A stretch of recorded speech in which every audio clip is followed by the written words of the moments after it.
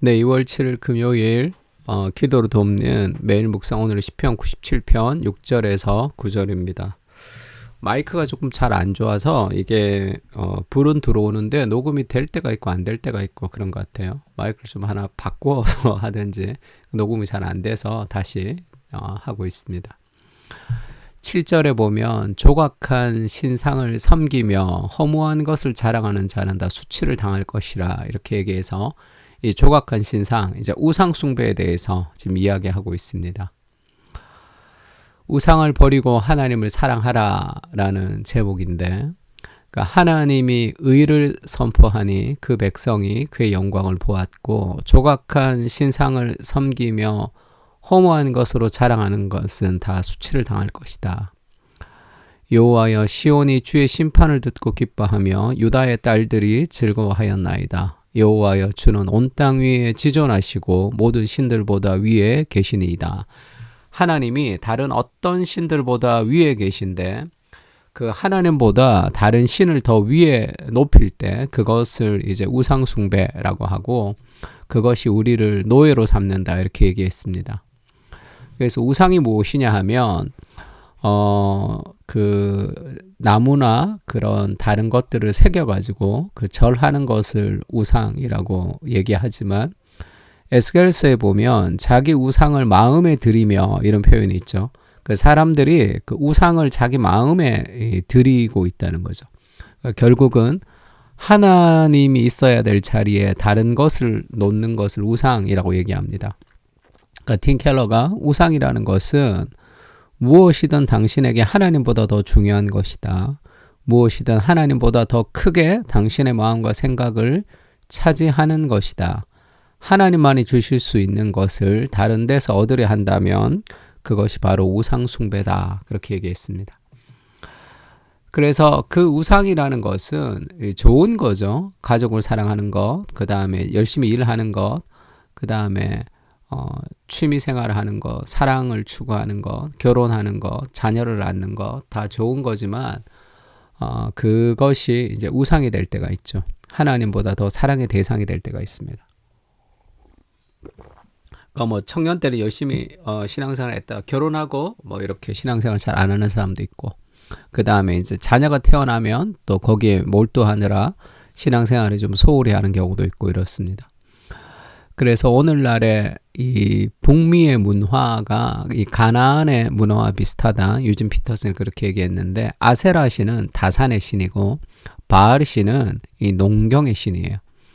그러니까 이 풍요롭게 살고 싶어하는 그런 농경 시대의 그 풍성함을 추구하는 거죠. 오늘날에 열심히 일해서 성공해서 돈 버는 것, 이것이 이 바알과 아세라를 믿는 것과 비슷합니다. 근데 이제 결국은 인간이 열심히 여기서 제사를 드려서 그 하늘의 마음을 움직여서 어떤 풍성함을 이끌어낸다는 것이 이제 본질이라는 거죠. 그래서 바알과 아세라가 뭐라 그럴까요? 이제 그 음란한 행위들을 이 신전의 창기들과 함께 음란한 행위들을 여기서 막 인간이 해서 그것을 자극을 해서 그러니까 하늘에서 비가 내려서 그 다음에 이 곡식이 자라는 그것을 신의 정액이 떨어지고 그 다음에 그 곡식이 자라는 것을 그런 식으로 이제 그들이 생각해서 이 음란한 행위를 통해서 제사를 드리는 그런 방식이 유행을 했습니다. 그러니까 결국 본질이 뭐냐면 뭐 음란하다 하지 않다 이런 행위가 아니라 인간의 노력을 통해서 하늘을 움직이는 그런 인간의 주도권을 가지는 것이 그게 우상이죠. 그러니까 결국은 내가 주도권을 가지고 생활의 번영을 기원하는 겁니다. 열심히 기도하면 하나님이 뭔가를 주신다는 것도 마찬가지죠. 그 지성이면 감천이다. 하늘은 스스로 돕는 자를 돕는다라는 그런 식의 정신을 가지고 내가 열심히 기도하고 간구해서 하늘로부터 뭔가를 얻어내는 그게 자기중심적 신앙이죠. 성경은 하나님 중심이죠. 하나님의 말씀에 나를 맞춰가는 것이고 하나님의 비전에 내 인생의 원함을 맞춰가는 것이 그것이 인생의 참된 어떤 도를 추구하는 가치라면, 잘못된 종교, 우상의 종교는 하나님을 이용해서 내가 원하는 무엇을 얻고 싶어하는 그런 방식이죠. 하나님보다 더 사랑하는 대상이 있기 때문에 그렇습니다. 그래서 우상을 숭배하면 세 가지가 따라오는데 우상을 사랑하고 신뢰하고 순종합니다. 돈을 사랑하는 사람은 뭐 돈 벌 방법을 늘 생각하겠죠. 그리고 자기보다 돈이 더 많은 사람을 질투하겠죠. 그리고 돈을 신뢰하는 사람은 그 재물 덕분에 안정감을 얻기도 하고 그 재물을 자기가 통제하고 싶은 마음, 자기가 통제하고 있다라는 느낌이 드니까 돈을 숭배하면서 돈의 노예가 됩니다. 그러니까 돈을 사랑하면 돈을 신뢰하게 되고 돈을 신뢰하면 돈에게 순종하게 되는 그런 노예의 삶을 사는 거죠. 세상의 왕이나 상제를 섬기듯이 우상에게 자기 영혼을 팔게 되는 거예요. 거기서 의미와 안전을 얻으려 하니 우상이 있어야만 하고 따라서 우상을 섬길 수밖에 없다 이렇게 얘기하는 거죠. 그러니까 내 삶에 안정을 주는 게 무엇이냐? 그것이 우리 삶에 하나님보다 더 사랑하는 삶의 우상이다 그렇게 얘기하고 그래서 어거스틴이 그 순서가 바뀐 사랑이 죄다 이렇게 얘기하죠. 하나님보다 더 사랑하는 대상이 있는 거. 그것이 뺏기면 너무너무 두려워하는 거. 그것이 우리 삶의 우상입니다. 건강이 우상인 사람도 있어요.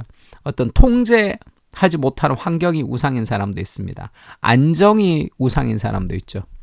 어떤 힘, 그것이 우상인 사람도 있습니다. 그런 사람들은 하나님을 섬기지만 결정적인 순간에는 자기 삶의 우상이 막 드러나고 하는 그런 경우가 있겠죠. 그래서 슬픔과 절망의 차이를 통해서 우리가 우상을 구분할 수 있다라는 얘기도 한 적이 있죠. 슬픔은 어렵지만 고통스럽지만 내가 이길 수 있는 어려움이고 절망은 내가 이길 수 없는 거예요. 그것이 상실되면 기도도 하고 싶지 않고 하나님에 대한 원망만 들고 예배도 드리고 싶지 않고 성경이 읽어도 성경도 읽고 싶어 하지 않는 그런 어떤 상실감이 있다면 그것이 내 하나님, 나는 하나님을 믿는 게 아니라 그것을 섬기고 있었던 거죠. 그래서 내 삶에 무언가 잃어버려서 내 삶에 절망을 가져오는 그것이 내 하나님입니다. 그러니까 나는 신앙생활을 꾸준히 했지만 신앙은 세컨더였어요. 첫 번째는 내가 추구하는 돈, 성공, 사랑, 연애, 인정 그런 것들이었죠. 그래서 무언가 상실되었을 때 나를 절망시키는 것이 있다면 그것이 바로 내 삶의 우상. 나는 그 하나님을 믿고 내가 섬겼다는 거죠. 인간의 마음의 깊은 곳에는 어떤 어펙션이 있다고 얘기했습니다. 어펙션이라는 것은 가장 깊은 마음의 갈망. 그것은 무엇을 향한 아름다움에게 사로잡힌 바 된 거예요. 성공과 돈과 연애와 사랑과 어떤 무엇에 그렇게 우리가 태어나면서부터 가지고 있었지 않았지만 지금 가지고 있는 어떤 갈망이 있다면 그 아름다움이 그리스도의 아름다움으로 바뀌어야 되는 거죠. 그리고 에베소에서 바울이 이 설교를 할 때 그 나타났던 현상을 팀켈러가 이렇게 표현한 적이 있습니다. 제가 굉장히 이 설교를 인상 깊게 들었는데 바울이 에베소에서는 우상 숭배가 많았어요. 근데 바울이 복음을 전해서 이 사람들이 우상을 다 버리게 됐습니다. 그러니까 우상을 팔아서 돈 벌던 사람들이 자신의 생계가 이제 위협을 받는 거죠. 그래서 바울을 죽이려고 하는 장면이 있습니다. 그러니까 바울이 에베소뿐 아니라 거의 전 아시아를 통하여 수많은 사람을 권유하여 말하되 사람의 손으로 만든 것은 신이 아니라 하니 이는 그대들도 보고 들은 것이라. 그들이 이 말을 듣고 분노가 가득하여 외쳐 이르되 크다 에베소 사람의 아데미여 하니 온 시내가 요란하여 바울과 같이 다니는 마게도냐 사람 가이오와 아리스다고를 붙들어 일제히 연극장으로 달려 들어가는지라. 우상이라는 것이 이렇게 강렬합니다. 무언가 그 우상을 깨뜨리려고 하면 죽이고 싶은 마음이 들 만큼 보호하는 보호 본능이 있는 거예요. 그래서 설교를 듣거나 우리가 어떤 말씀이 선포될 때 굉장히 기분 나쁠 때가 있습니다. 왜냐하면 맞는 말인데 그래 목사님 말이 맞는 말인데 나는 그렇게 하고 싶지 않아라는 반발이 확 들을 때가 있어요. 왜 그러냐면 내 삶의 우상이 건드려졌기 때문에 그럴 확률이 있습니다. 굉장한 도전으로 바울을 죽이려고 할 만큼 그 우상을 빼앗기고 싶어 하지 않는 것이 인간의 본성인 거죠. 그러니까 내 마음의 깊은 곳에 우리가 그러한 것이 있지 않는가를 가져야 돼. 그래서 목숨을 걸어야지만 우상으로부터 우리가 탈출할 수 있는 거죠. 마치 사이비 종교에 빠져가지고 잘못된 가짜 뉴스를 믿으면서 살아가는 것처럼 굉장히 깊이 뿌리 내린 그런 정신입니다. 그래서 하나님의 말씀과 복음이 우리를 부딪히게 할 때, 나를 기분 나쁘게 할 때 내 안에 어떤 우상이 건드려졌다라는 것을 좀 생각해 볼 필요도 있어요.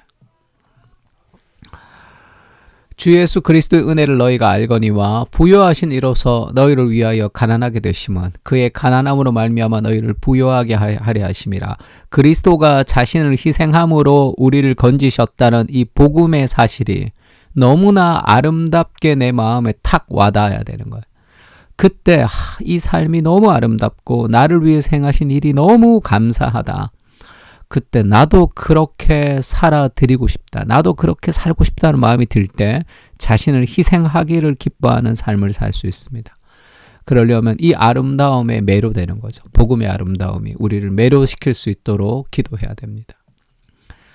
하나님보다 더 사랑하는 대상이 없게 하시고 하나님을 가장 사랑함으로 참된 자유를 누릴 수 있도록 인도해 주시옵소서. 나도 중요하지만 가장 중요하지 않습니다. 내 인생 중요하지만 그렇게 중요하지 않죠. 하나님이 더 중요합니다. 그저 하나님을 섬기는 도구일 뿐입니다. 내 안에 우상을 깨뜨려 주시고 복음의 아름다우심을 깊이 심어 주시옵소서. 무엇을 위해 살아가고 있습니까? 가장 소중한 하나님의 나라를 위해 끝없는 사랑과 기쁨을 누리게 하여 주시옵소서. 아멘. 우리 시편을 묵상하면서 같이 한번 기도했으면 좋겠습니다.